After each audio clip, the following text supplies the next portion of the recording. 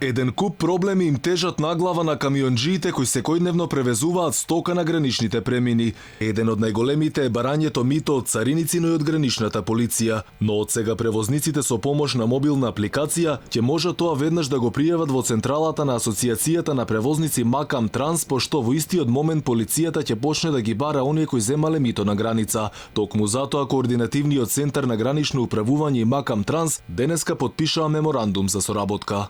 Сегде и насекаде транспортерите ги третираат како личности кои што имаат премногу пари. Јас секогаш им викам на нашите превозници дека сите ги гледаат како евро или како долар, а не како бизнесмени кои што брзаат и работат.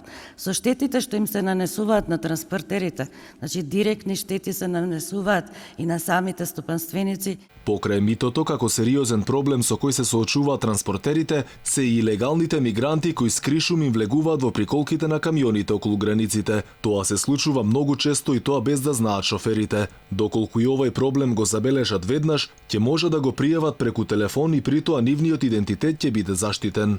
Тој сигнал ќе дојде преку апликацијата која е во собственост на Макам Транс.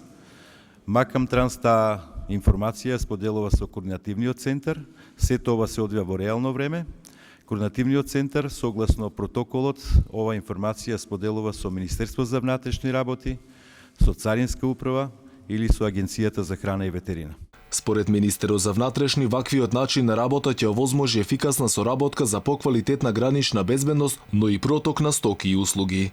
Ве охрабрувам сите вас да застанеме заедно со институциите на системот во борбата против криминалот и корупцијата, посебно на криминалот и корупцијата на граничните премини.